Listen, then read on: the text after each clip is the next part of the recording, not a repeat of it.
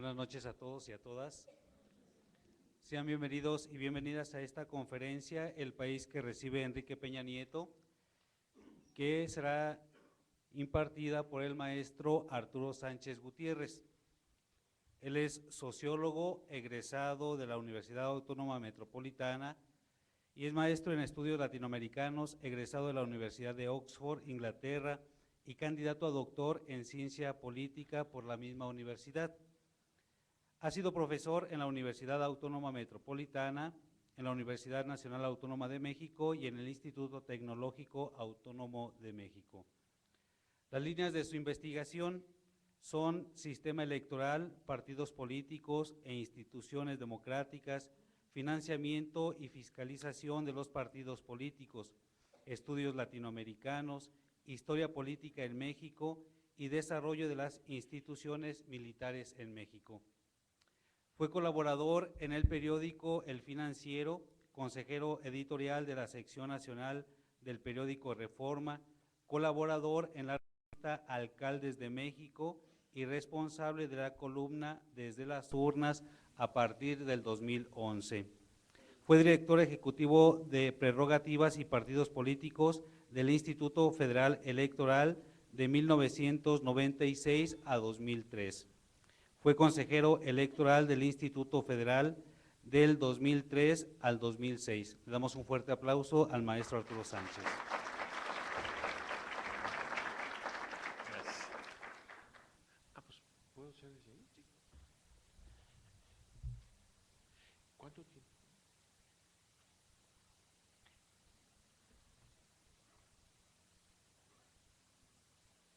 Pongo mi cronómetro porque si no, me paran. Buenas noches, me da mucho gusto estar con ustedes. Esta plática la venimos planeando Gaby Pacheco y yo desde hace varios meses, porque esto iba a pasar. Quien fuera a ganar la elección iba a tomar la presidencia de la República este sábado, pasara lo que pasara, siempre y cuando no hubiera una tragedia más importante en el país, que sabíamos que estaba difícil que ocurriera. Y había que reflexionar no solo sobre Peña Nieto, sino sobre el país en el que estamos viviendo ahorita, sobre las condiciones en las que está desarrollándose la vida política y social y desde luego económica, y en qué condiciones el nuevo gobernante que asumimos que tiene ahorita todas las pilas y toda la energía puestas para tratar de sacar adelante este país, pues va a recibir a México. Entonces, preparé unas láminas, quizá haya que apagar algo para que se vean, porque si no nos va a pasar todo el tiempo esto. Sí. Para tratar de platicar con ustedes y compartir qué es lo que está ocurriendo en el país. A ver, en primer lugar, todo esto para agradecerle a Indosoc esta oportunidad de estar aquí con ustedes. Se valen todas las preguntas y dudas, debe haber muchas. No es un momento sencillo del país, ni tampoco es muy fácil para Peña Nieto gobernar este país. Pero bueno, vamos a ver en qué condiciones estamos. Lo primero que les quería comentar es, a ver, no nos quede duda, Peña Nieto ganó la elección. Y eso no está bajo, no lo asumo como un problema. El problema que tiene Peña Nieto al haber ganado la elección como la ganó es la legitimidad y la credibilidad que pueda tener en amplios sectores de la población. Los números son muy simples. Les estoy poniendo los tres datos que ocurrieron el pasado primero de julio, ¿verdad? Ahí están los candidatos, los tres grandes candidatos, Josefina, Enrique y Andrés Manuel.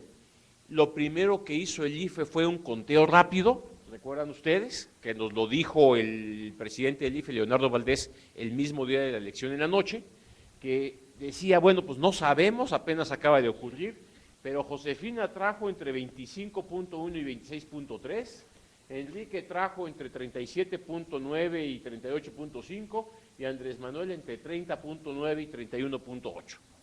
Y pues, como así están los conteos que hicimos en el IFE, decía Leonardo, pues es evidente que el que ganó es Peña Nieto. Y con esa noticia nos fuimos a dormir. Ahí empezaron varias discusiones y varios problemas que ya conocimos que se presentaron después con la reacción de Andrés Manuel López Obrador y demás. ¿Cuál fue la certeza de que después estos datos eran correctos? Pues porque el PREP nos dijo los resultados que están acá y en efecto coinciden con los que había dicho el IFE. El IFE había dicho entre 25 y 26, el PREP dijo 25.4 para Josefina. El IFE dijo 37.9, 38.5 y en efecto el PREP dijo 38.1. Andrés Manuel estaba entre 30 y 31 y en efecto tuvo 31.6. Entonces, aquí lo que está construyendo y lo que empezó a construir el IFE rápidamente es la verdad jurídica. Había ganado Peña Nieto, pero por si fuera poco, vinieron los cómputos distritales, ya el resultado ahora sí oficial, y en efecto se comprueba que los datos que se habían dado desde el principio eran los verdaderos. ¿En dónde está el problema? Si podemos pensar que hay un problema electoral de que debe o no, en el sentido amplio de deber, con honestidad, con claridad, debe tomar posesión Peña Nieto el 1 de diciembre, este sábado, la respuesta es, si vamos al número de votos, sí. Ahí no hubo trampa, ahí no está el problema. Hay muchos otros problemas que tienen que ver con la calidad integral de nuestra democracia. Y es ahí en donde Andrés Manuel tiene un punto, ya lo hizo, y seguramente vamos a empezar a trabajar para corregir. ¿Qué puntos hay? Hombre, ciertamente los medios de comunicación apoyaron a Peña Nieto.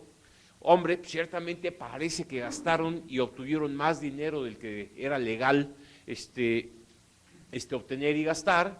Hombre, pues parece que en efecto las encuestas, si no lo hicieron deliberadamente, sí estuvieron diciendo todo el tiempo que Peña Nieto iba a ganar por mucho y se generó una percepción que aquí comentamos durante los meses anteriores a la elección, diciendo pues no hay forma, no hay forma de que no gane Peña Nieto. Y ese tipo de percepciones le dan a nuestra democracia un problema, porque no nada más basta que estos datos sean ciertos y el IFE salga muy bien a decir, ahí está. No, el que va a tomar posesión el 1 de diciembre, además de que tiene atrás de sí estas verdades jurídicas, debiera traer también la credibilidad de toda la nación, diciendo, pues, en buena lid ganó Peña Nieto. Pues no es el caso. Buena parte de la población sigue pensando que algo ocurrió y, sin embargo, pues llega Peña Nieto y no es la mejor forma de llegar. Lo mismo que le ocurrió a Felipe Calderón, ¿sí? Lo mismo que le ocurrió a Carlos Salinas de Gortari, lo mismo incluso que le ocurrió a Ernesto Zedillo a pesar de la amplia votación. Parece que nuestra democracia está hecha de tal manera de que no queremos creer lo que no nos gusta que va a ocurrir. El único presidente que llegó en donde nadie fue al tribunal a protestar fue Vicente Fox, curiosamente. El PRI fue el primero que aceptó la derrota. De ahí en más no ha ocurrido. Algo le pasa a nuestra democracia, pero no nos hagamos bolas, como decía Carlos Salinas de Gortari.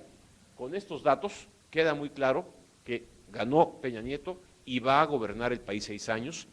Y si Felipe Calderón llegó como llegó, con 250,000 votos de diferencia, no 3 millones de votos de diferencia como estos, sino 250,000 votos de diferencia, y pudo gobernar 6 años, con todos los trabajos que tuvo que pasar, Peña Nieto va a gobernar 6 años. Entonces, la reflexión que nos tenemos que hacer es, ¿en qué condiciones va a gobernar Peña Nieto? ¿Y de qué manera va a gobernar Peña Nieto? Yo ya no me pelearía si debe o no. Ya eso lo hizo Andrés Manuel, ya hay muchos temas que vamos a discutir más adelante, ya se empiezan a discutir hoy justamente se está discutiendo un pacto entre los diputados, entre los presidentes de los diferentes partidos políticos, buscando darle salida a este tipo de problemas que se generan en las elecciones mexicanas. Entonces, Peña Nieto va a gobernarnos. A ver, ¿qué es lo que se siente, qué es lo que se percibe en el ambiente político de México? Bueno, en primer lugar, hay una expectativa de que algo cambie. Esto nos pasa en México cada 6 años. Sí, siempre o sea, llegue quien llegue, siempre tenemos la ilusión, la percepción de que esperamos que algo cambie. Hay una esperanza puesta, una esperanza fundada, porque estamos acostumbrados en México a que los reinados sexenales cambian toda la historia cada 6 años. Esta historia la trató de romper el PAN con Vicente Fox y Felipe Calderón, sin embargo no ocurrió. Seguimos metidos en la concepción de que cada presidente tiene su estilo, no importa que sea del mismo partido como Fox y Calderón, sino que esperamos que algo pase, algo mejore, algo cambie. Esa expectativa está muy vigente el día de hoy, incluso entre quienes no votaron por Enrique Peña Nieto. Hay otro temor: vamos para atrás porque regresó el PRI. Y esto es otra percepción muy clara, ¿sí? Hay quienes ya empiezan a leer rápidamente algunas de las señales que ha dado Peña Nieto, como, ahí está, a ver, ya te dije, ya están otra vez los priistas. El autoritarismo, el verticalismo, el presidente que quiere ser rey, el que quiere imponer todo. Ojo, ahí vienen, ahí vienen. ¿Qué señales vemos? Pues esta idea de volver a fundir, bueno, esto vamos a platicar un poco más adelante, hacer la Secretaría de Gobernación otra vez, la Secretaría de Gobernación que ustedes y yo conocimos hacía tiempo que había que tenerle miedo, el presidente que cerca el Palacio Legislativo para poder tomar posesión, el presidente que, en fin, empieza a rumorearse o no quiénes son sus miembros del equipo de gobierno y demás, el miedo de que regrese el PRI, porque los que nos acordamos de lo que era el PRI, pues no queremos que regrese ese PRI. La realidad es que México ya no puede tolerar un PRI como el de antes, pero no conocemos a este PRI. Este PRI que ganó no lo conocemos. Nunca México ha tenido un presidente del PRI con las condiciones en las que Peña Nieto va a recibir el país. Y eso es un poco lo que vamos a platicar el día de hoy. Otra percepción que hay, fue Televisa, fueron los poderes fácticos, fueron los televisos los que hicieron a Peña Nieto, lo fueron construyendo poco a poquito y ahora el gobierno le debe a Televisa el poder. Y entonces pues se van a seguir enriqueciendo estos señores y van a ser los que realmente gobiernen, los poderes fácticos que son los que hicieron a Peña Nieto. Eso no ocurre, eso no es así. Los medios de comunicación por sí mismos no lo pueden hacer, aunque en efecto ayudaron. Y otra percepción que se está dando en ciertos niveles, que es importante, inicia una estrategia de diagnóstico. Hay que empezar a ver cómo realmente está el país, qué hay que rediseñar, qué hay que cambiar, hay que mover el énfasis de ciertos lugares y ponerlos en otros lugares. ¿Cuál es nuestra expectativa? Pues que algo se haga con el problema de la seguridad. De que, bueno, pues esta cifra que finalmente dio Felipe Calderón hoy de 110,000 muertos o algo así, pues se detenga. De que la expectativa es que, bueno, estos señores, al menos en el viejo PRI, sí traían orden, sí sabían cómo meter las cosas en orden, no por mecanismos muy bonitos, pero orden sí. Entonces la idea es que, bueno, que pongan el énfasis donde tenga que ponerlo, que vaya a haber una mejor situación y que, pues ya que están ahí, nos aguantamos un poquito el viejo PRI, pero que metan orden en un país que se percibe desordenado por básicamente el problema del narcotráfico y la violencia. A ver, fíjense el mapa político que tenemos. ¿Por qué el PRI va a gobernar y puede gobernar bien? Todo lo rojo son lugares donde ganó el PRI. Si hubiéramos visto este mismo mapa hace 12 años, era más o menos de aquí para acá, todo azul, y esta parte de acá, todo amarilla, con puntitos verdes del PRI por ahí. Sí, hoy no. El PRI sí aprendió y sí ganó elecciones. Y en todos estos estados de la República están gobernando y están conservando el poder. Por eso yo siempre comento, oye, que regresa el PRI. Pues, ¿cuándo se fue? El PRI siempre mantuvo al menos 20 estados de la República con gobernadores priistas. El PRI siempre mantuvo entre 65 y 75% de las presidencias municipales. Perdió la presidencia de la República, perdió lugares que nunca había perdido, gubernaturas. Las blancas son coaliciones que no están en manos del PRI, pero fíjense, aquí nada más hoy vemos que ni Tabasco, ni Oaxaca, ni Puebla, ni Guerrero, ni el Distrito Federal, ni Guanajuato, ni Sonora, ni Baja California, las dos, las gobierna el PRI. Sí, cierto. Pero, hombre, tienen suficiente poder. El PAN no pudo retener Yucatán, el PAN no pudo retener Querétaro, el PAN no pudo retener Nuevo León, el PAN ha perdido Chihuahua, ¿sí?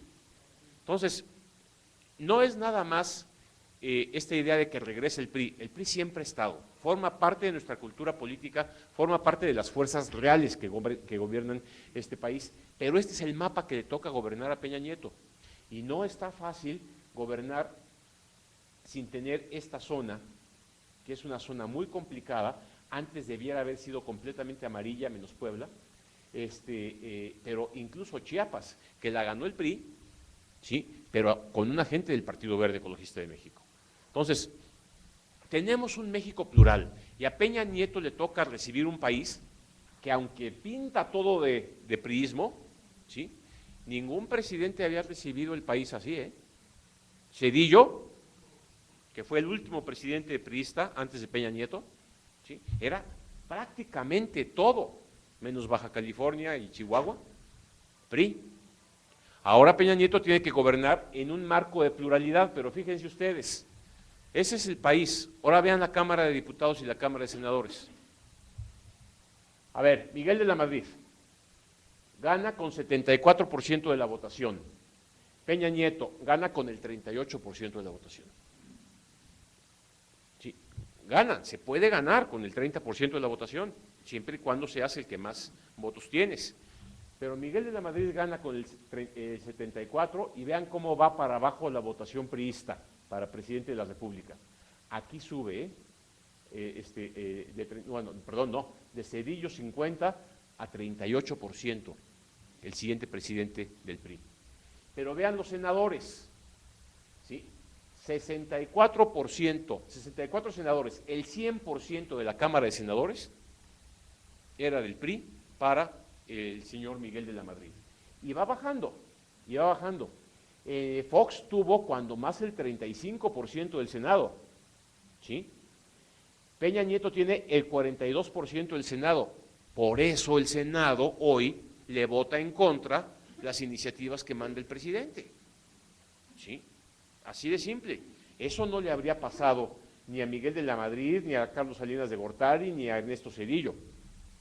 Es el primer presidente del PRI que no va a tener estos números para garantizar que sus leyes pasen. Lo mismo pasa en la Cámara de Diputados, fíjense ustedes, 74% de la Cámara de Diputados, 52% de la Cámara de Diputados, 60% de la Cámara de Diputados. Con estos diputados y con estos senadores, cualquiera gobierna México. ¿Sí? El problema es que Peña Nieto tiene un país en el cual apenas tiene el 42% de la Cámara de Senadores y apenas el 41% de la Cámara de Diputados. No puede imponer su voluntad. El PRI no sabe gobernar en estas circunstancias. ¿Sí? Entonces sí hay un regreso del PRI, pero en un país diferente, en un país muy distinto. Gobernadores, bueno, 32-21, sigue siendo una gran mayoría, pero los gobernadores no votan. ¿Sí? Entonces, este es el nuevo México.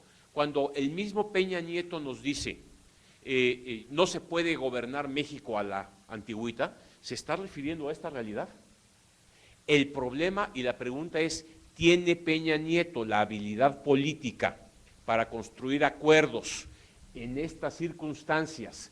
¿Aprendió el PRI lo que es perder el poder en este periodo y va a construir nuevos acuerdos con la oposición y ni modo, se faja el pantalón y se sienta a comer con el PRD y se sienta a comer con el PAN, se sienta a comer con todos los partidos políticos, por muy gordos que le caigan, y llega y construye acuerdos. Lo puede hacer o no lo puede hacer, pero más que eso, lo sabe hacer o no lo sabe hacer. Y esta es la nueva aventura a la que vamos a empezar a trabajar a partir de este sábado. A ver, datos nada más para que no se nos olvide. ¿Cuántos somos hoy? Somos 112 millones de habitantes. ¿Sí? A ver, en este entonces, perdón, en este México, en 82, 88, ¿sí? Éramos menos de la mitad, ¿eh? O sea, nos hemos prácticamente duplicado en el mismo territorio. Entonces, ahorita lo que tenemos son 112 millones de habitantes en el mismo territorio que hace 100 años éramos 10 millones de habitantes. ¿Ok? Como todos los países del mundo, prácticamente todos los países del mundo, son más mujeres que hombres. ¿Sí? No mucho, casi 2% más, pero son más mujeres que hombres. Este es un fenómeno mundial, no nos debe llamar mucho la atención al respecto. En 30 años se duplicó la población y con ellos los retos para gobernar este país. Hoy en la mañana comentaba con mis alumnos del ITAM sobre la situación de Chiapas en 1994. ¿Sí? Y bueno, en este crecimiento demográfico de 112 y hacia esta velocidad, cuando en 30 años se duplica la población del país, de repente se nos olvidó que había indígenas. Y en 1994 se hacen presentes y cambian la forma de hacer política. ¿Sí? Entonces, este tipo de crecimiento poblacional que ha estado muy presente y que no va a dejar de crecer hasta más o menos 2050, que es cuando la línea de crecimiento se va a empezar a estabilizar de acuerdo con todos los cálculos demográficos.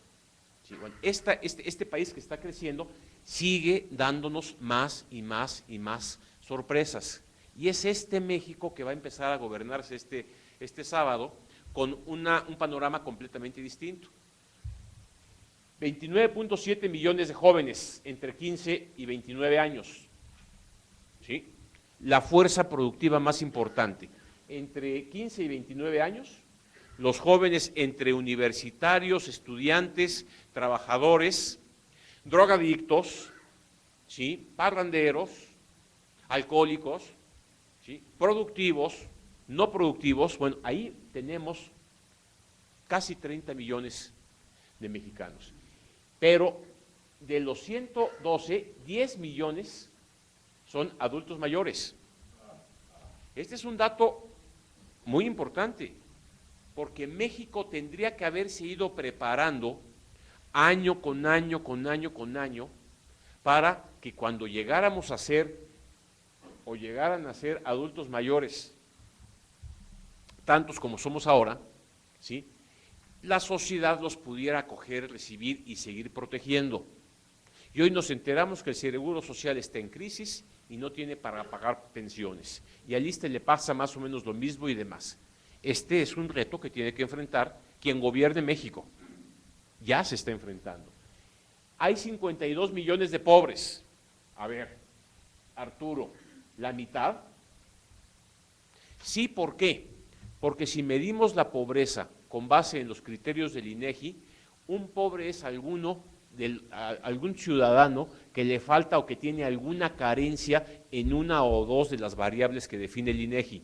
Por eso, en efecto, comparando el país, en efecto, hay 52 millones de pobres. No quiere decir que se estén muriendo de hambre, no quiere decir que no puedan trabajar, no quiere decir que no tengan incluso trabajo o que no puedan sobrevivir, ¿sí? Pero tienen escasos recursos y alguna carencia importante. Pueden tener falta de educación, pueden tener falta de salud, pueden tener falta de servicios en sus habitaciones y demás. Pero lo importante es que de esos 11.7 sí están en pobreza extrema. Y ese es el México que tiene que empezar a resolverse ya. Todas las políticas económicas que empezamos a desarrollar a partir de 1982 han tenido dos características fundamentales.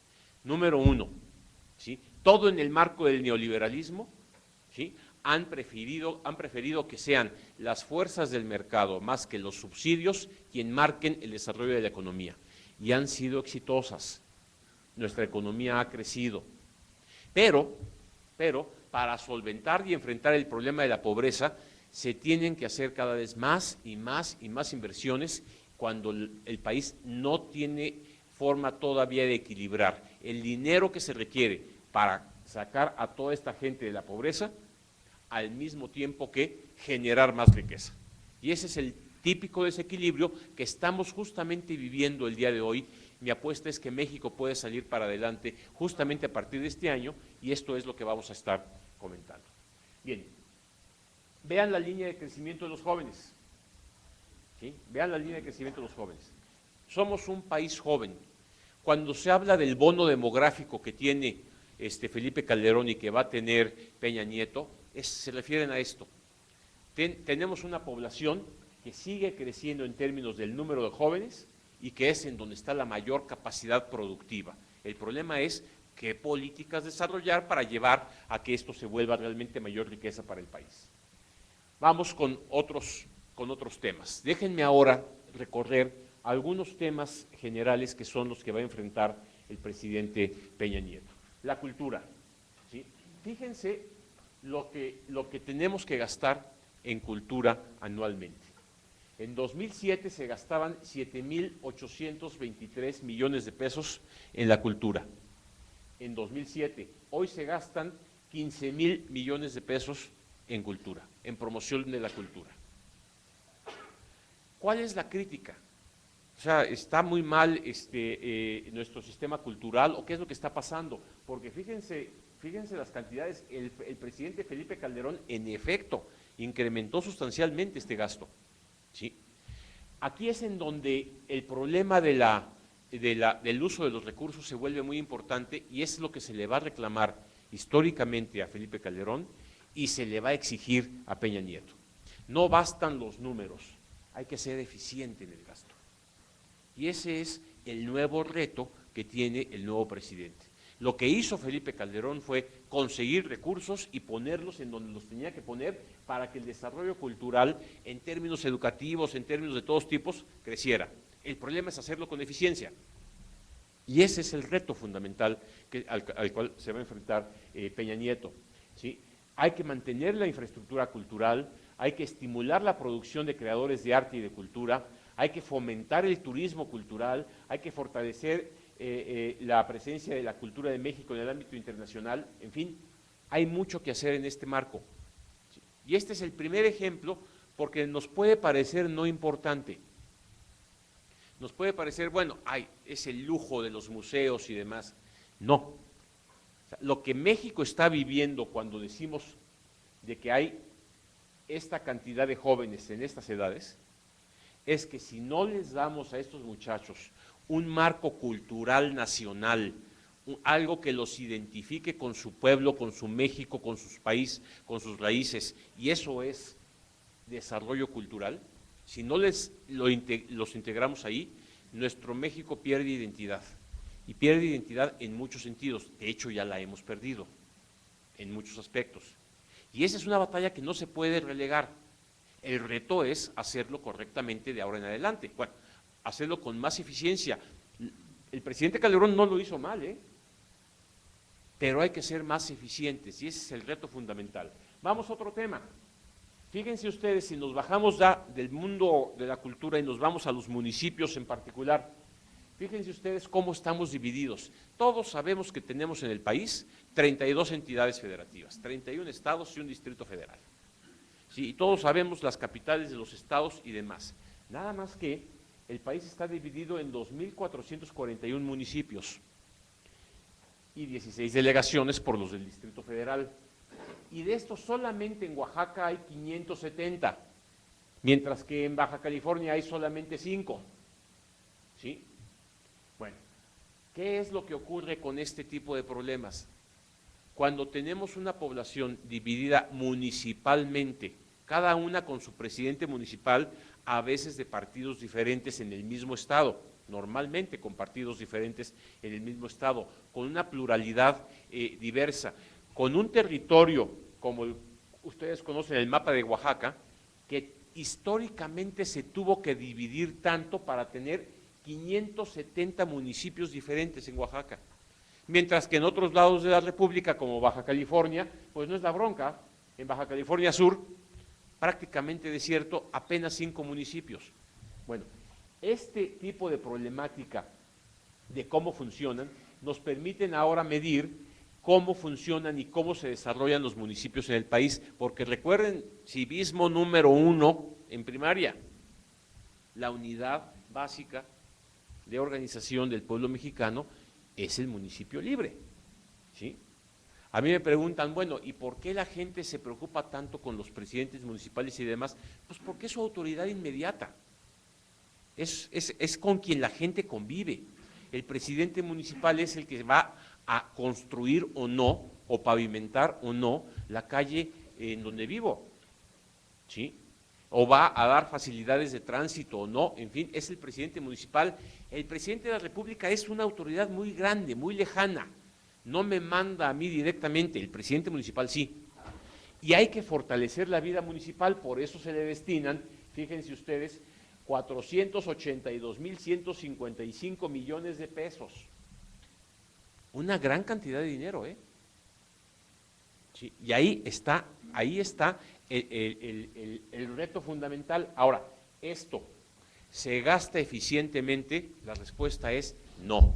Ni en la época del viejo PRI, ni en la época del panismo, y no hay muchos estímulos para que se haga bien de ahora en adelante. Otra vez, el reto de Peña Nieto es que este dinero, que seguramente se va a volver a integrar a este tipo de partidas, se gaste adecuadamente. Y aquí es en donde empezamos con algunos problemas de política.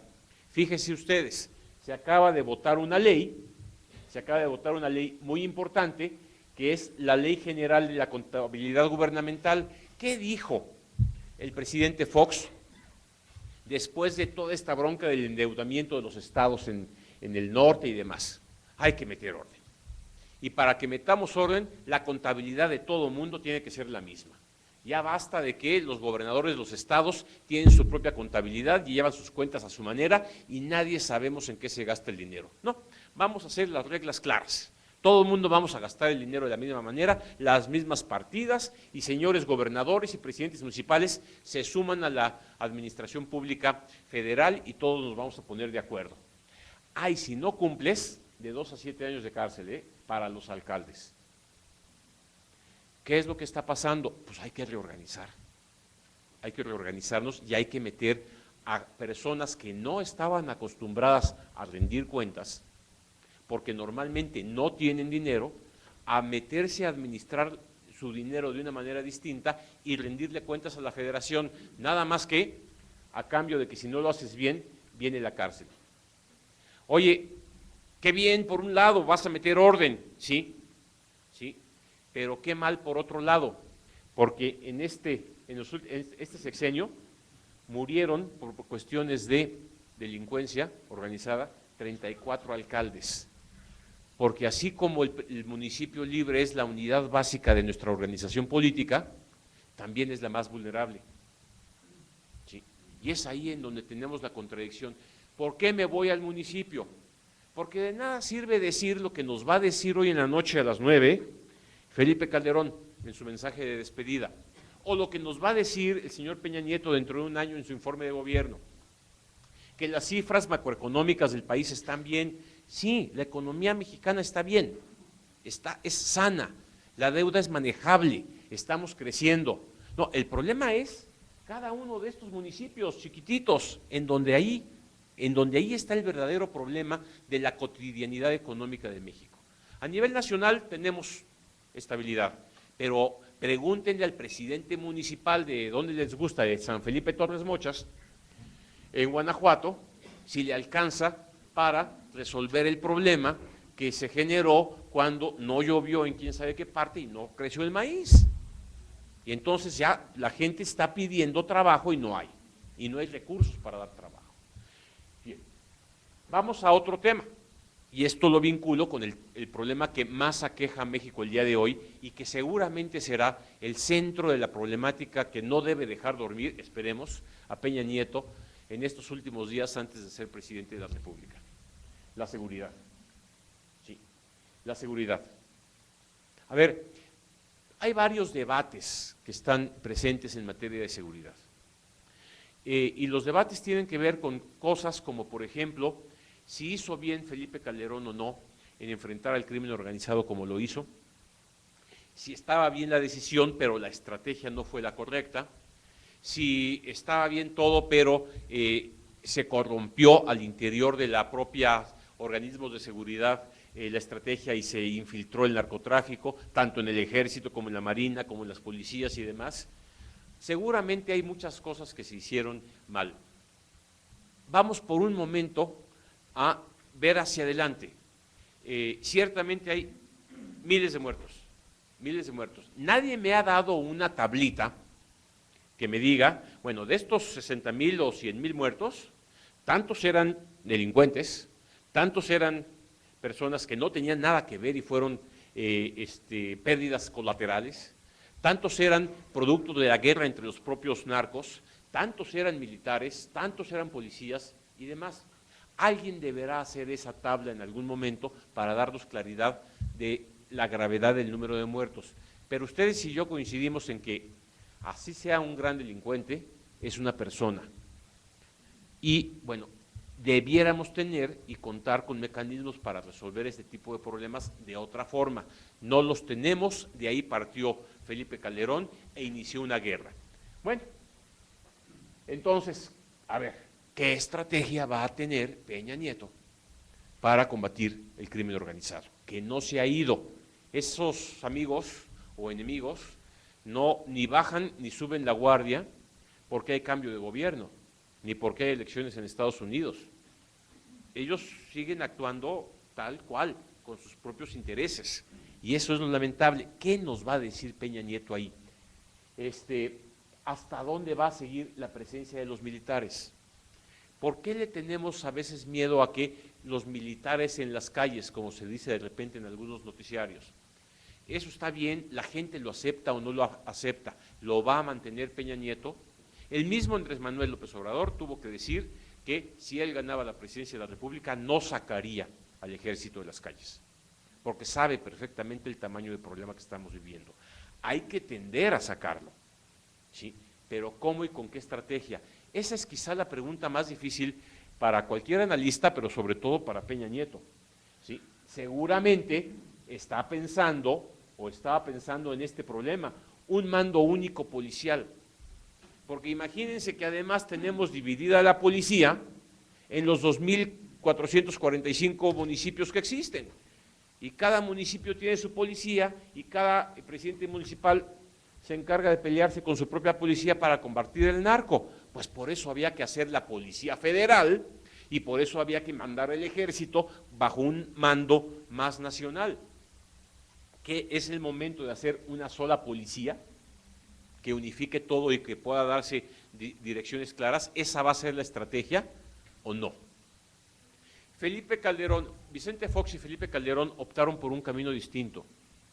Le quitaron a la Secretaría de Gobernación la responsabilidad de tener la Policía Nacional. ¿Sí?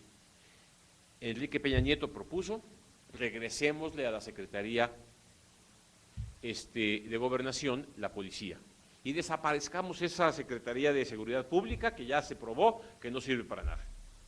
Bueno, son estilos distintos. La pregunta está en el aire y no sabemos y no nos vamos a enterar hasta que no lo veamos actuar. ¿Qué va a hacer Peña Nieto para resolver quizá el problema más serio? Pareciera que quiere mano dura, y nos lo está diciendo con lo que ya es más que un rumor, que el señor Murillo Karam va a ser el Procurador General de la República. Es mano dura, ¿sí? No nos gusta porque así como que muy limpio, yo no metí las manos al fuego por él. pero de que tiene mano dura, tiene mano dura. Ese va a ser el estilo, ¿sí? Se va a acabar el problema en el otro poder de la Unión, que no depende del poder ejecutivo, que son los jueces, el poder judicial, y aunque tengas mano dura en la policía, el poder judicial va en efecto a meter a la cárcel a quien tiene que meter a la cárcel, o vamos a tener que regresar al viejo presidencialismo en donde el presidente también le ordenaba lo que tenían que hacer a los jueces, que tampoco nos gusta. ¿Sí? No sabemos. Pero es la pregunta fundamental, una palabra sobre teoría. ¿Por qué es la pregunta fundamental? Teóricamente, cualquier estudioso de ciencia política sabe que el Estado-Nación surgió con un solo objetivo, Cuando en la Edad Media empezaron a hacerse los primeros ciudades-estado importantes y empezaron a consolidarse como los reinos importantes que empezaban a combatir hasta que se unificaron. ¿Por qué el pueblo estuvo de acuerdo en permitir que un rey o un señor feudal los mandara y los ordenara y todo eso? Por una simple y sencilla razón. Ese señor feudal se encargaba de darme seguridad. Y a cambio de que me dé seguridad, que construya la muralla alrededor de la ciudad, que cuide mis tierras, a cambio de que pague al ejército, a cambio de todo eso, yo le pago todos los tributos que él quiera. ¿Sí? Esa es la razón de ser del Estado. Si se pierde esta razón de ser, no hay Estado. Por eso los analistas, algunos analistas hablan de el Estado fallido mexicano, porque está fallando en lo fundamental, la seguridad. ¿Sí? Pero no es una situación a nivel nacional. A ver, perdónenme, estamos aquí, tenemos libertad. ¿Sí? En muchas ciudades y en muchos pueblos no. En muchas ciudades y en muchos pueblos, para tener mi negocio, tengo que pagarle al narco que viene cada 8 días a quitarme mi dinero, ¿sí? Un impuesto adicional. Bueno, esto es lo que queremos evitar. ¿Cómo? Ese va a ser el problema fundamental de Peña Nieto. Vamos a la materia de presupuesto, ¿sí? Porque en efecto, la seguridad cuesta. La seguridad cuesta y cuesta mucho. El gasto programable pagado por el Ejecutivo Federal en funciones de justicia, orden público, seguridad interior y seguridad nacional va para arriba, no queda de otra. Sí, fíjense el cambio entre la llegada de Felipe Calderón, 74,000, a la salida de Felipe Calderón, 147,000, ¿sí? Más que el doble. Cuesta la seguridad y no podemos decir que se ha ganado la batalla. Entonces, ese es el problema, porque ni modo, Peña Nieto, ahora que llegue el lunes que entra a Los Pinos, supongo que va a llegar temprano en la mañana, le van a cantar el himno nacional como honores al nuevo presidente de la República cada vez que llega al Palacio Nacional, se va a sentar y bueno, pues hoy me toca acuerdo con el secretario de Hacienda. ¿Por qué con el secretario de Hacienda? Porque tengo que mandar el día 3, a más tardar el día 15, el presupuesto para el año que entra al Congreso de la Unión, a la Cámara de Diputados. ¿Sí? Y pues vamos a ver, supongamos que será Videgaray.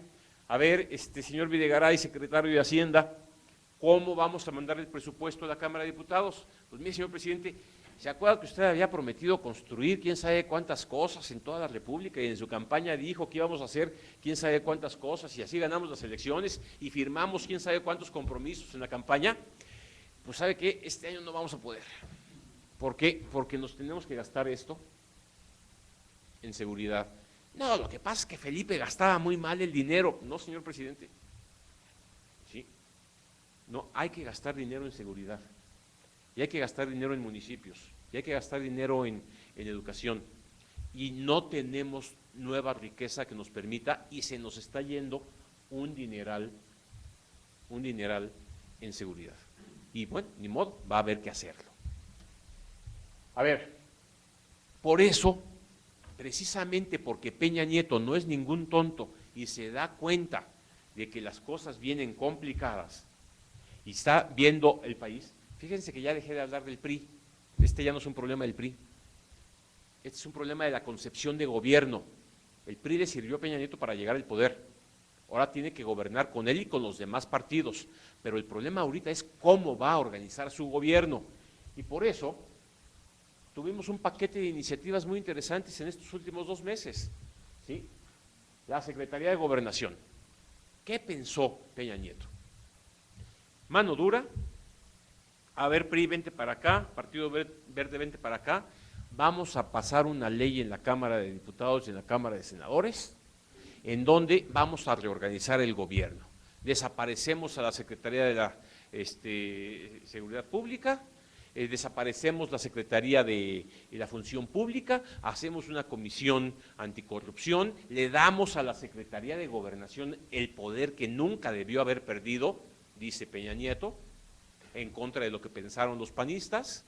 Vamos a hacer que la Secretaría de Gobernación tenga una subsecretaría bajo mi hombre de confianza, que va a ser el secretario de Gobernación. Esto me va a permitir tener control y vamos a meter orden, que es lo que la gente quiere. Mano dura contra los que tenemos que tener mano dura y negociación con los que tenemos que negociar, y que el pueblo entienda, estas son las señales con las que quiero gobernar. Perfecto, muy bien, y va la ley a la Cámara de Diputados y que la Cámara de Diputados la vota. La aprueban el PRI, el PAN y el PRD, fabuloso. Se fue a la Cámara de Senadores y que me la detienen ahí. Entonces, como se dan cuenta, y el día de hoy, justamente hoy, que es miércoles, la Cámara de Senadores le dice al señor Peña Nieto, pues esa iniciativa de ley en la que tú querías reorganizar la administración pública, desaparecer esta secretaría, formar, no va. Te la devuelvo, Cámara de Diputados, para que le hagas cambios. Lo mismo que vimos que pasó con la ley laboral. ¿Sí? Lo mismo.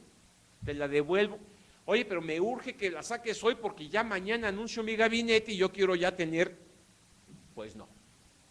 Ahora el presidente, que ya no es el viejo presidente priista, sino que es un nuevo presidente, tiene que negociar incluso un cambio de cómo organizar su gobierno con la oposición. Y ahora la oposición se llama PAN y PRD. Y entonces vamos a ver, se están desvelando los señores senadores ahorita. Hasta hace rato veía yo que estaban tratando de sacar esta ley. Bueno, algo va a sacar la oposición a cambio de votarle esta ley al señor Peña Nieto. Y esto se llama negociación política, y es la nueva costumbre a la que nos tenemos que acostumbrar para poder gobernar este país si Peña Nieto quiere tener éxito. Bien, vamos a la economía a nivel general, a nivel nacional. ¿Cómo recibe Peña Nieto el país en términos económicos? La palabra clave es estabilidad. ¿Sí? ¿Se acuerdan hace unos meses que tuvimos esa devaluación 2008-2009?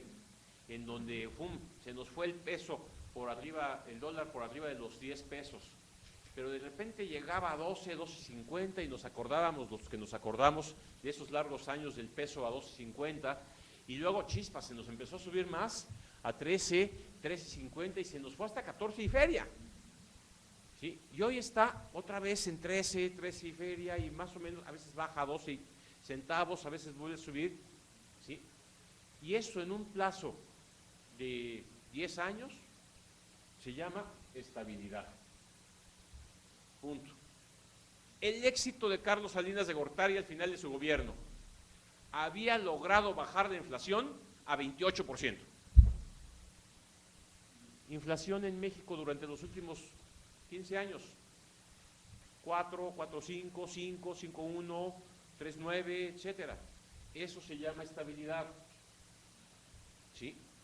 Oye, un miedo pavoroso, que pasa alguna tragedia, no me quiero ni poner ejemplos espantosos.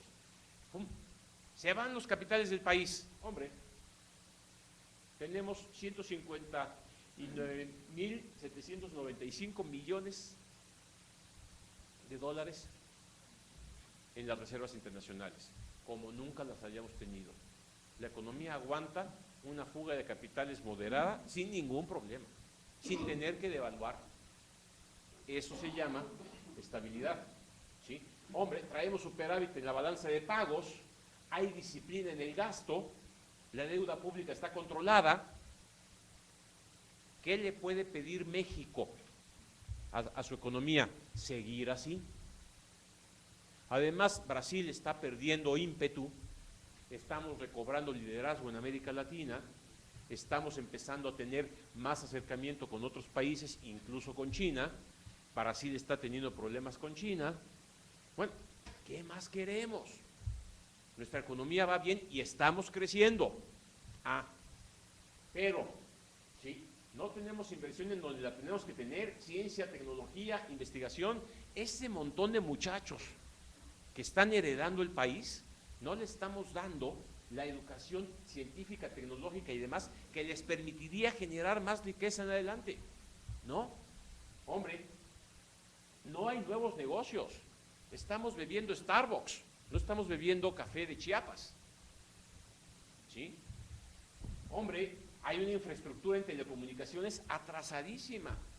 Finalmente, después de una cantidad de grillas impresionantes, el 14 y 15 de diciembre salen 2 satélites nuevos, ¿cómo se llama? El Bicentenario 1 y creo que Bicentenario 2, a sustituir los viejos satélites que ya no se dan abasto y que si no modificamos esa tecnología no puede avanzar la radio, la televisión y las comunicaciones en el país, y por eso nos cuestan tanto nuestros celulares. No porque sea el bien que todo el mundo consume, pero si no aligeramos esto, el país está estable, pero como que contenido. Es como cuando uno va al hospital y pregunta, ¿y cómo sigue el paciente? Estable. ¿Y cuándo sale, doctor? No, bueno, esa es otra cosa. ¿Sí? Red carretera, lo mismo, corrupción, mal terrible. ¿Sí? Promesas, vamos a meter inversión privada a Pemex. Y a todos nos sale la bandera nacionalista y nos acordamos del Lázaro Cárdenas y todo este tipo de cosas. ¿Sí? Pero si no metemos inversión privada a Pemex, no hay forma de que emulemos lo que hace Petrobras.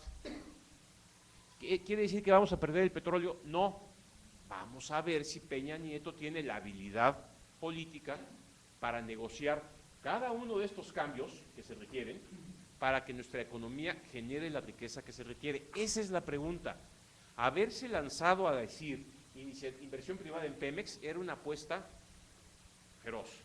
Desde luego Andrés Manuel dijo que sobre su cadáver. ¿Sí? El PAN dijo que sí. ¿Cómo se va a negociar eso? ¿Cómo va a tener la habilidad política para lograrlo? ¿Por qué me preocupa telecomunicaciones? Díganme ustedes 2 personas que están atrás de este problema y que se están peleando. Uno es Slim y otro es Azcárraga. ¿Sí? ¿Tendrá Peña Nieto la habilidad política de resolver este conflicto o en efecto los poderes fácticos son los que van a gobernar? Este es el problema. Nuestra economía está bien, pero necesitamos que esta riqueza llegue a todo el mundo, y para hacerlo se requiere resolver una cantidad de problemas que políticamente están atorados. Y la pregunta es, ¿podrá Peña? Este es el reto en el que estamos, tenemos que trabajar. Bien, vamos a la otra parte del pero. ¿Sí? Ya está bien, la economía está muy bien, pero vamos a los grandes peros. Nuestra política social, salud, ¿ok? Perdóneme, señor Felipe Calderón, si yo sé que usted se preocupó porque la población entera tenga acceso a la salud, cierto, no nos podemos quejar, pero la realidad es que el 67.7% de la población no cuenta con seguridad social. Una cosa es tener acceso a un hospital, seguro popular, y otra cosa es el concepto integral de seguridad social.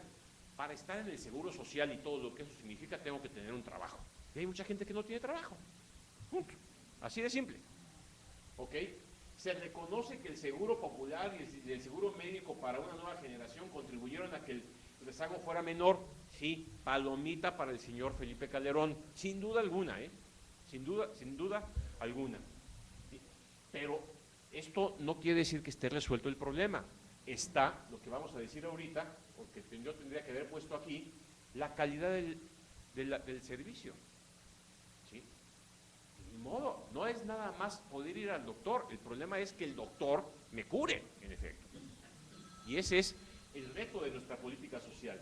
En camino la universalización del acceso a la salud, sí, insisto, los gobiernos panistas avanzaron mucho acá, pero tenemos retos importantes, ¿sí? Las mamás se nos están muriendo, y esto significa falta de atención oportuna, de que todo esto en efecto se haga una realidad.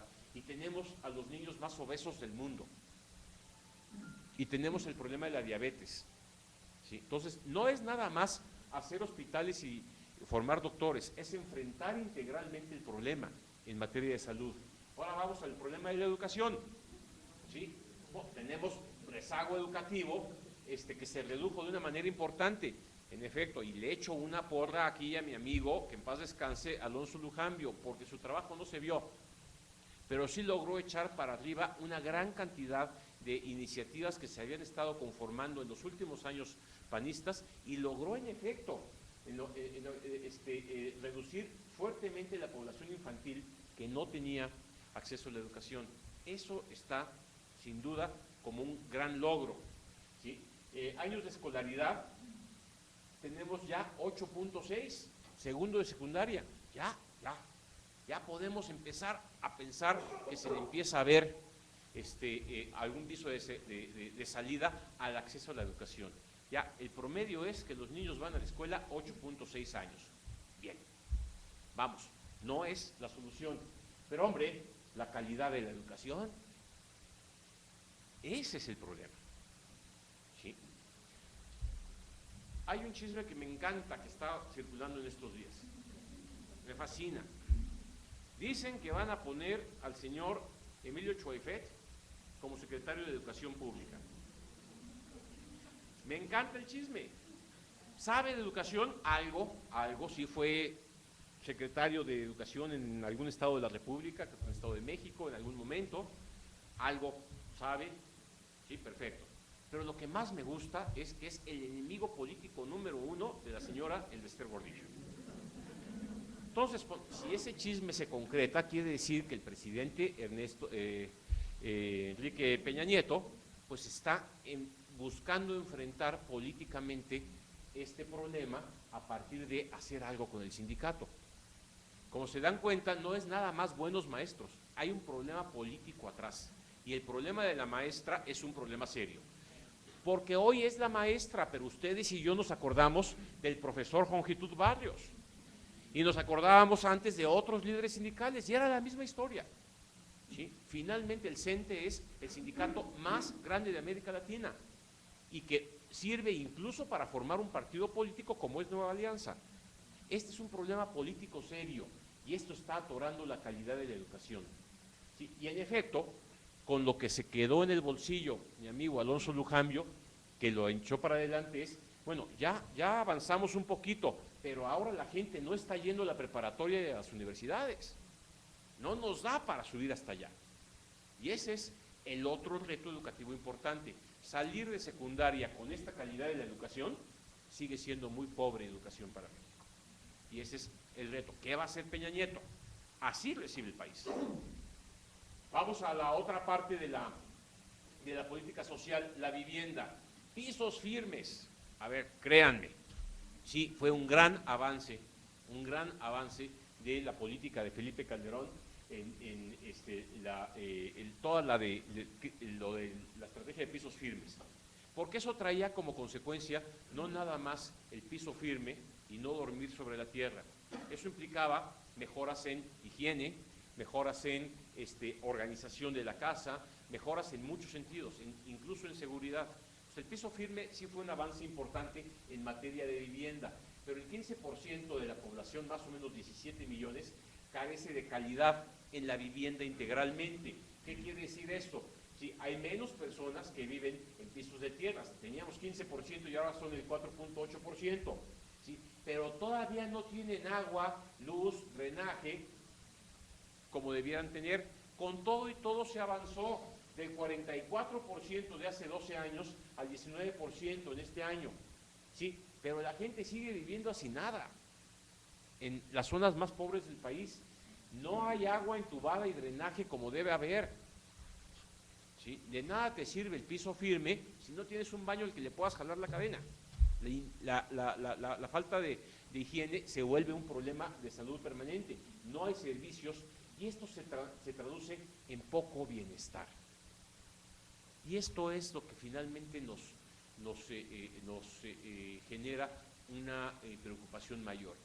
Está bien, no va mi hijo a la escuela, está bien, esperemos que no se enferme, pero no estar cómodo, no tener los mínimos de comodidad, es lo que ya integralmente genera un problema social importante.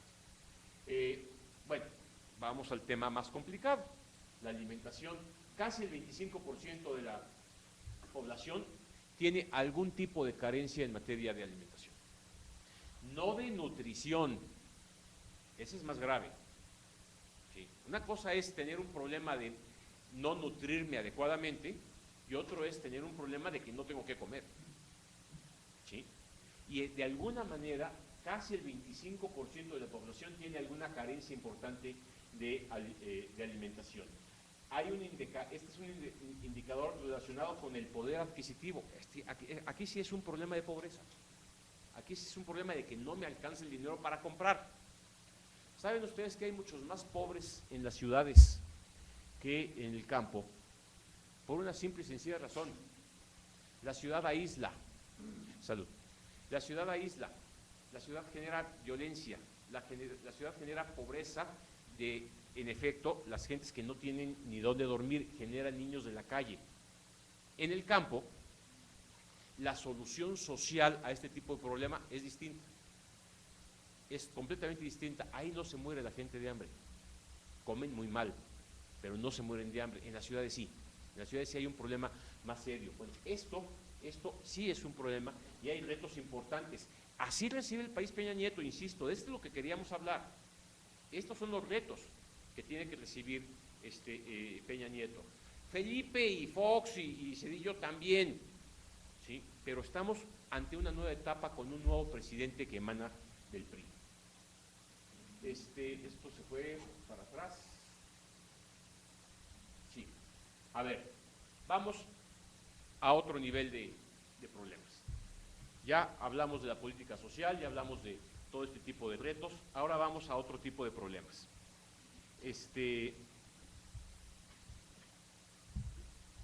La política exterior. Rápidamente, Torres Gemelas, problema. Come si te vas, Fox, ¿se acuerdan? Cuba. Derechos humanos en Cuba. Nos peleamos con Cuba porque por primera vez decimos que no hay derechos humanos en Cuba. Florence Cassés en Francia. Discriminación ante la influencia. ¿Se acuerdan cuando se burlaban de nosotros los futbolistas en América Central y Latina porque nosotros teníamos esta enfermedad, esta epidemia? Nos niegan las visas los canadienses. ¿Sí? Hay una ley antimigrantes en Arizona. La iniciativa Mérida, seguridad y narcotráfico no funciona. Bueno, algo hicimos mal con la política exterior. ¿Sí? Nos ganamos en muy poco tiempo todos estos conflictos. Bueno, ahí sí la tiene muy clara el señor Peña Nieto. Hay que recobrar el prestigio del país. Entonces, todos estos retos iniciales están ahí. Entendamos al presidente. Fíjense lo que les estoy pidiendo. Entendamos al presidente que está tomando posesión y decidió, porque le gusta el poder y ganó la elección, sentarse a gobernar. ¿Sí? ¿Cuál debe ser nuestra actitud ante un fulano? No sé si ustedes votaron por él o no, yo no, ¿sí? Pero que ganó la elección. ¿Cuál debe ser nuestra respuesta ante alguien que, igual que Vicente, igual que Felipe, gobernaron y va a gobernar el país? Seguridad, transparencia, rendición de cuentas, todo esto de lo que hemos estado hablando, ¿sí? Y para colmo de males tiene problemas políticos serios. Su propio PRI, ya mencionamos el Congreso, las reformas que quiere hacer, la democracia, la maestra, el gabinete, ¿sí? Bueno, hay una gran oportunidad y con esto quiero terminar. México tiene una gran oportunidad. Estamos cerrando un ciclo importante de transición. ¿Sí? Ya no somos un país tercermundista, no, somos un país moderno, con problemas muy típicos de América Latina. ¿Sí? hay una gran oportunidad, es un buen momento en nuestra transición, es un momento para el optimismo, en lo que significa el optimismo en materia de participación y colaboración. Hay que reconocer que somos plurales, la oposición cuenta, tenemos una sociedad civil cada vez más activa, cada vez más demandante. Hay una meta que es la seguridad, hay la necesidad de transparencia, hay que rendir cuentas, pero hay que participar en esto. Lo que no se vale ya en este México moderno es seguir esperando desde acá que aquellos señores que decidieron tomar el poder resuelvan las cosas mientras yo me siento cruzado de brazos. El próximo sábado, pues vamos a tener toda esta historia, toda esta historia. El sábado nos levantamos a las 9 de la mañana, prendemos la televisión, nos van a decir rápidamente quiénes son los miembros del gabinete, que ya lo van a ver anunciado el viernes en la noche. Vamos a escuchar los discursos de todos los partidos políticos y el discurso del presidente, que algo nos quiere decir, está esperando que lo escuchemos. Vamos a ver cuál es el nuevo estilo de Peña Nieto, vamos a ver qué piensa la gente, qué se critica, qué sigue en adelante y cuáles son las señales que nos manda. Sigámoslo, al menos enterémonos, ¿sí?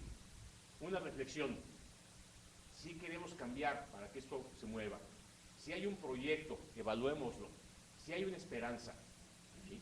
Hay un nuevo gobierno y esto significa un reto, no nada más para el señor Peña Nieto, sino para todos nosotros. Muchas gracias.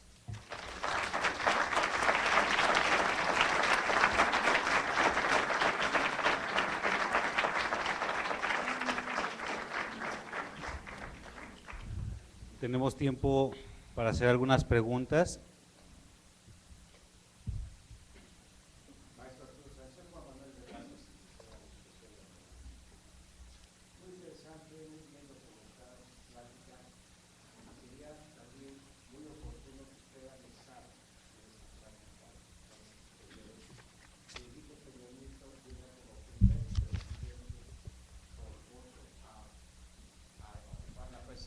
Porque anteriormente usted y yo recordamos que era por designación de Dazo, digamos. Sí que llega también con dinosaurios, que todos sabemos quiénes son, pero también llega con un porcentaje muy alto de mujeres jóvenes y de hombres jóvenes que quieren hacer un nuevo PRI. Nuestra experiencia como adultos mayores es muy positiva para el momento en que nos toque aportarla en cualquier situación que estamos esperando que se nos dé la oportunidad. Pero sí debemos desearles a los jóvenes que vengan con ese ímpetu para cambiar este país. Simplemente es lo que quería yo aportar. Coincido completamente con usted, muchas gracias. Es el primer presidente del PRI que llega democráticamente al poder, ¿sí? O no nos creemos al IFE, ¿sí?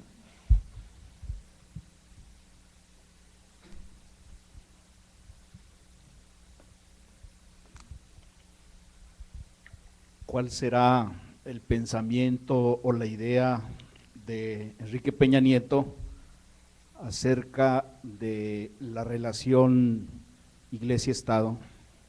Él, ¿cómo vería la Iglesia? ¿Qué atención le pondría? ¿Si establecería relaciones? ¿Cómo la vería él? Qué buena pregunta, qué interesante. Lo más honesto sería decir que no nos ha dado una señal clara al respecto, pero tampoco ha sido alguien que nos dejara ver algún tipo de distancia, o que quisiera imponer algún tipo de distancia. Fue respetuoso con la venida del Papa, ¿sí? Y fue importante que sabiendo que él iba a ser candidato, sabiendo que iba a ser en medio de toda esta tradición priista anticlerical de la vieja, iba a tener que decir, opinar o hacer algo. Fue respetuoso, eso me gustó. Y lo que comentó en círculos más cercanos al respecto es, si esto es lo que la gente quiera, mi presidencia democrática tiene que incorporar esas variables. En el Estado de México, el arzobispo, ¿cómo se llama? No, pero no el nuestro, Chedraui, ¿sí? ¿cómo se llama? Pues gran amigo del señor Peña Nieto. Y cuando hablamos de las relaciones Iglesia-Estado, no hablamos de las relaciones Iglesia Católica-Estado mexicano. Estamos hablando de las relaciones de las iglesias con un Estado moderno, y por su relación con lo que significa el señor Chedraui, con lo que significa la relación con otros grupos religiosos, da la impresión de que el señor Peña Nieto va a ser respetuoso, pero no tenemos una señal clara. Ahora, la Iglesia ha tendido, ahora sí que su manto, tampoco ha habido una crítica directamente a lo que ha dicho de alguna manera u otra el señor Peña Nieto. Quiere decir que la mesa está puesta y será hora de construir algún tipo de asuntos. ¿Cuándo vamos a tener alguna señal? Cuando nos diga quién es el subsecretario de Gobernación que se encargue de la relación justamente de los asuntos religiosos. Y entonces veremos. Gracias.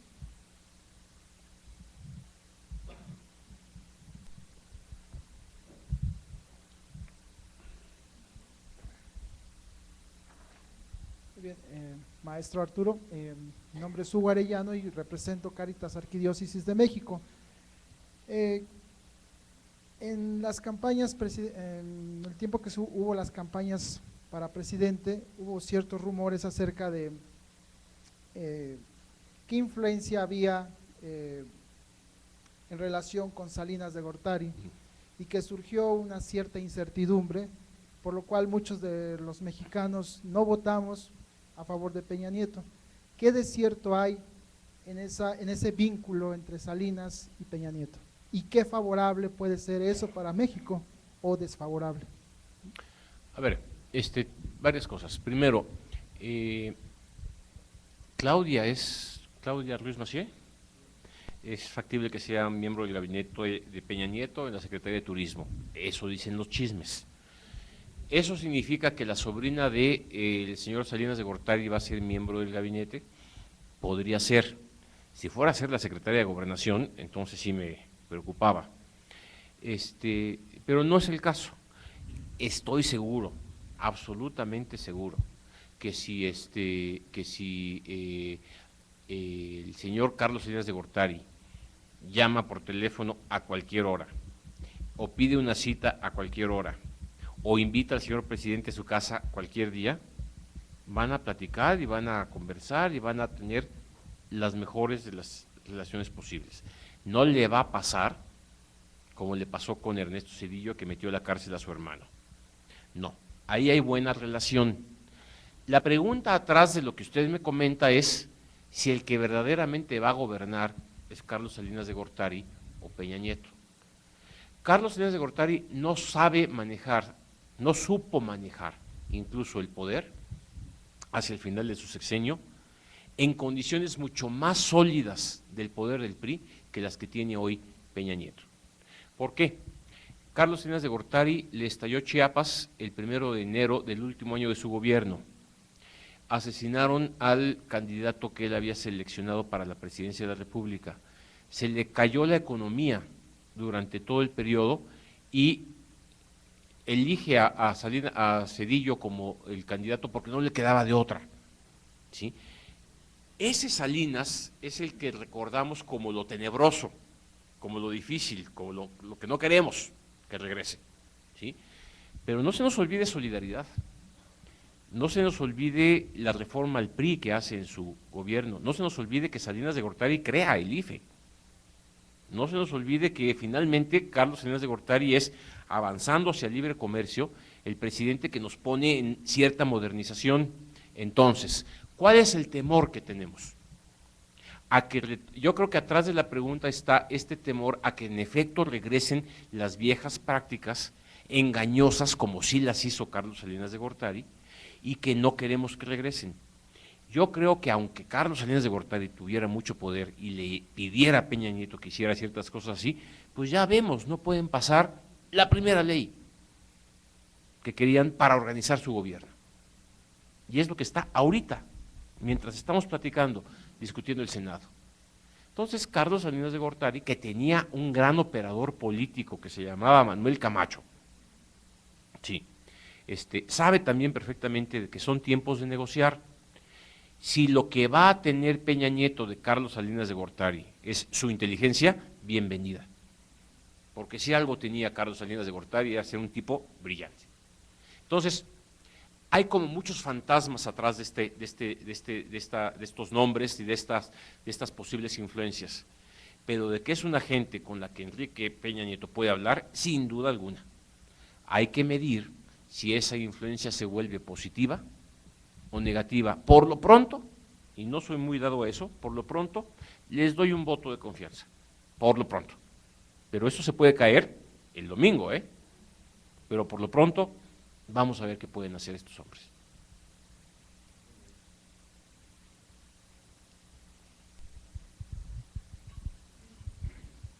Arturo, buenas tardes. Buenas tardes. ¿Cuál es tu percepción? Hay una colección de temas que son verdaderamente nuevos, aún para el PRI, que tiene mucha experiencia añeja en salud, en seguridad, en agricultura, en educación, pero en materia de transparencia, rendición de cuentas, participación ciudadana, políticas públicas, es tan novato como si hubiera quedado el PT. Entonces, ¿qué escenario tenemos? Digo, estamos todos en la incertidumbre hasta casi deportiva de qué va a suceder. ¿Cuál es su percepción de esos temas? La rendición de cuentas. ¿Crees que regresemos a que le estorben y retrocedamos en esos avances? ¿Que nos vayamos a ir más intensamente? Digo, ¿cómo interpretas lo del IFAI, en donde parece que Peña Nieto le quiere dar todavía un mayor poder y alcance? ¿Eso avanza y abona para esos nuevos temas? ¿Le ves algún truco? ¿Cuál es tu opinión sobre esos nuevos temas? A ver, muchas gracias. La pregunta da pie para muchas reflexiones. Sí, en efecto, el IFAI no es creación del PRI. Surgió con Fox en el 2002. Ningún presidente de México, del PRI, ha gobernado con un IFAI. Y no sabe lo que es que le diga al señor presidente, dígame cuánto cuestan las toallas que compró la gaviota para su nueva cabaña. No lo saben. ¿Sí? Lo supo Fox. ¿Sí? No saben de transparencia. Es más, justamente ese es uno de los principales problemas. En términos de rendición de cuentas, tampoco las contralorías sí, pero la Secretaría de la Función Pública también es de los gobiernos panistas. Entonces tampoco sabe Peña Nieto lo que es, o el PRI, lo que es tener un gobierno con una secretaría encargada de vigilar a sus propios funcionarios. Y entonces, en efecto, la rendición de cuentas tampoco se les ha dado históricamente. Curiosamente son los temas en los que empezaron a surgir estas iniciativas de ley. Y a mí eso me llama la atención. No me gusta mucho la forma. No, ahí sí no les doy un voto de confianza porque no les creo, porque fue lo más opaco. Pero esta idea de desaparecer la Secretaría de la Función Pública y crear una comisión anticorrupción, no le veo que tenga el mismo peso, la misma garra que sí tuvo cuando la fundó el presidente Fox. Cuando hablamos de transparencia, pues el otro día un amigo en el Colegio de México decía, es que te puedes imaginar siquiera un PRI transparente.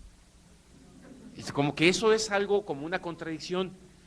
Bueno, los tipos tuvieron 12 años para aprender y siguieron procedimientos muy transparentes al interior de su propio partido para sí mismos. Es algo que de repente no vemos y no queremos ver. ¿Por qué? Porque no estamos convencidos de eso. Pero los tipos sí tomaron decisiones a su interior con un importante nivel de transparencia y ellos están convencidos. No tenemos a un PRI dividido como lo teníamos cuando perdió la Bastida. Tenemos un PRI más plural y más enfrentado en otros temas, pero no con divisiones por viejas concepciones del poder. Ahora, ¿esto quiere decir que pueden ser transparentes a nivel federal? Vamos a ver. Ahí no tenemos una señal muy clara. Y en términos de la corrupción, a ver, duele decirlo, pero los gobiernos panistas no fueron gala de honestidad. Y duele decirlo. Pero pues, ¿qué es lo que estamos diciendo? No sé si sea el PRI o sean las personas que llegan al poder. Parece un problema más complejo que nada más un partido u otro. Perdónenme, pero el PRD, la izquierda, ¿es honesta? Yo no sé si el PRD, yo no sé si Andrés Manuel, pero los funcionarios perredistas en el poder, pues no. Y entonces lo que tenemos es un mal endémico. Yo entonces pienso que ya no se vale que clasifiquemos a la corrupción como monopolio de un partido. La corrupción es algo más endógeno a los mexicanos, lamentablemente. Y eso es algo con lo que tenemos que combatir. Ahora, Peña Nieto, conociendo que viene de un partido justamente famoso por la corrupción, va a hacer algo, ojalá haga algo mayor de lo que hicieron, desde luego, los gobiernos en el Distrito Federal y en Zacatecas al menos, y desde luego los panistas. Y es triste decirlo, pero sí es una problemática más endógena de nosotros. Sin duda, el PRI. A ver, si estuviéramos en 1994, sino en 1900, ni siquiera 88, en 1976, llega López Portillo, ¿qué es lo primero que ocurre? Agarra a 3 peces gordos, a uno de su partido y a otros de la oposición. ¿Qué se esperaría de alguien como Peña Nieto que viene de ahí? Pues sí, que si quiere meter orden, agarre a un gobernador o exgobernador y lo meta al tambo, agarre a un par de panistas y agarre a un periodistas y diga, señores, se acabó, en mi gobierno las cosas van a ser diferentes. Se viste de pureza y arrancamos otra vez. Esto lo hizo el PRI una y otra vez, ¿sí?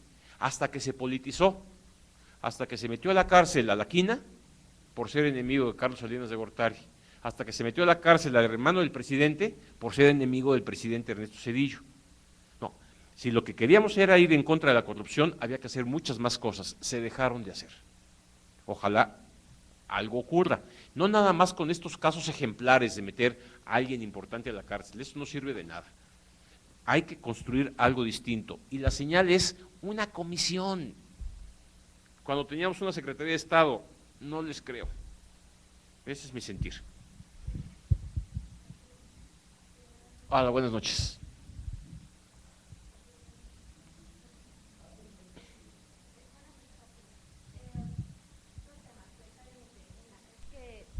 Tenemos una imagen de un presidente que no sabe inglés y que finalmente después de las elecciones varios medios de comunicación, no solo nacionales sino internacionales, mostraron una imagen pobre de un presidente. Finalmente eso cómo nos deja en el contexto internacional.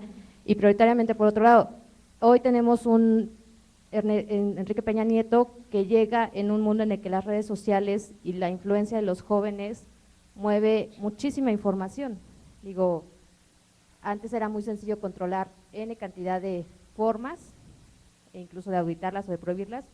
Hoy el internet, pues bueno, ha vuelto locos, y bueno, lo volvió loco dentro de su campaña, ¿no? Con todo lo que pasó con la Universidad Iberoamericana. En este contexto, ¿cuál crees que sea la visión o las acciones que vaya a manejar para poder vivir con? A ver, no es la primera vez que tenemos un presidente que tiene algunas carencias en su expresión o algún abuso en sus expresiones o que comete el tipo de errores que cometió. ¿Qué le preocupaba a Peña Nieto cuando empezaron a aparecer este tipo de casos? ¿Sí? La elección. A él lo que le preocupaba era ganar la elección y había que sacarse de eso. Y aprendió 2 cosas. Había que tener cuidado con lo que hacía y decía, había que prepararse más y había que tener una estrategia de comunicación más adecuada. Yo creo que no lo ha conseguido todavía. Y yo creo que esto es uno de los retos importantes. optaron por una estrategia que no es sana cuando lo que la gente está esperando, como tú dices, información, comunicación, porque si no nos la da, la inventamos en las redes sociales, pues, fácilmente. Y eso, Yo Soy 132 se hizo, hashtag Yo Soy 132 precisamente por las redes sociales. Y esto es una crítica permanente, pero optaron por la discreción y el silencio, ¿sí? Eso es lo mejor en términos de comunicación. Pues todavía le podemos dar el voto de confianza en el sentido de que, bueno, lo que están haciendo es respetar al gobierno que todavía no sale. Pero no les han salido bien varias cosas en términos comunicacionales. De repente, Videgaray se convirtió en el vicepresidente, ¿no? Y eso fue un error de comunicación. Ya, oye, ¿quién va a ser el secretario de Hacienda? Videgaray. Y de Gobernación, Videgaray. Y se volvió un hombre. Eso no se hace políticamente, porque las primeras reacciones en ciertos medios se empezaba a opacar la imagen del presidente de la República, y justamente es algo que no se hace en México, ¿sí? Y esto, más que sea muy trascendente, es una carencia en la forma de comunicar. Bueno, dicho eso, no me queda tan claro que sea un hombre que no tenga dotes importantes de inteligencia y habilidad política. Es distinto no saber comunicarse, es distinto no poder ordenar, es distinto no poder dar un mensaje oportuno, ¿sí?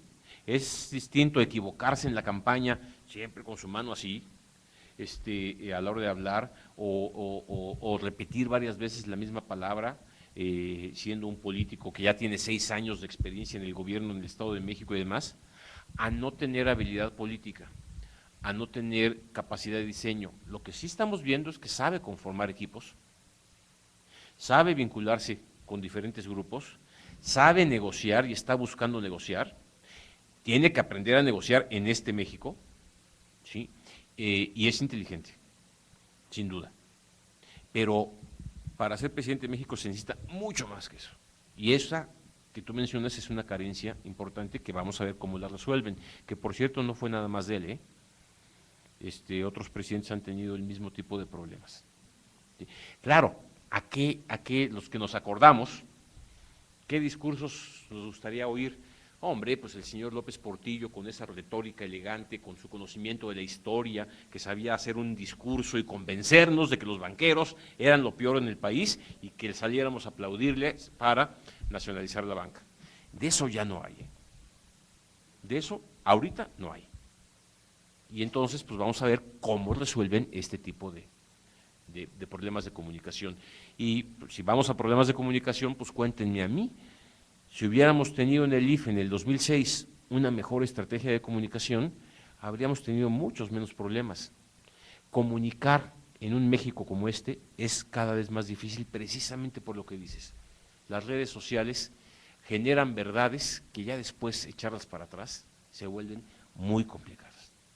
Y bueno, es un reto nuevo que debería yo meter en mi presentación, la comunicación del presidente.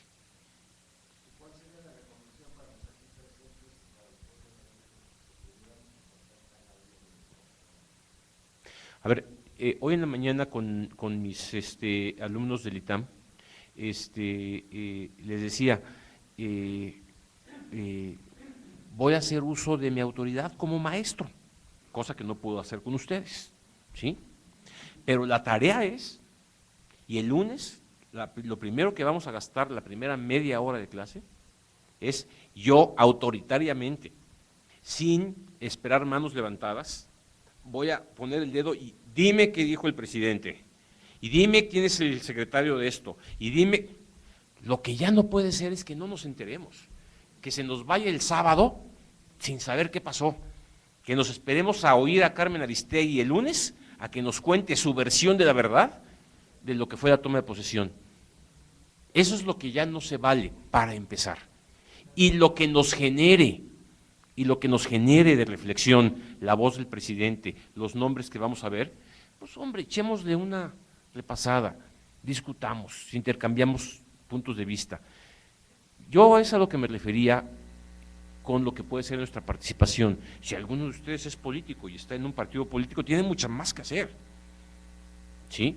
Pero lo que ya no se vale en este México, con estos problemas, que tenemos la capacidad de poder estar aquí y platicar, es que se nos vayan en blanco estos acontecimientos, mínimamente, ¿sí? Como no son mis alumnos y no les puedo citar el lunes para preguntarles cosas, ¿sí? Pues queda a nuestra propia conciencia y responsabilidad. Qué bueno que así sea. Mis alumnos la van a ver difícil.